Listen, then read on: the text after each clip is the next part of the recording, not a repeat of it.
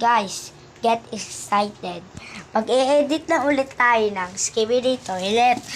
Pero wait lang kayo. Magsi-screenshot pa ako.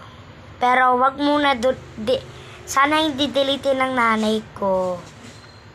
Wala, madami akong ma-edit eh. Magaganda yung edit na yun eh. Dito sa Pilipinas. Kunyari, may nanay ka, mga ganun. Pang full yung parang hindi pa full storage. Pag buburin pa. Pero marami pa ako masi-screenshot, guys. Pero pwede naman black fruit.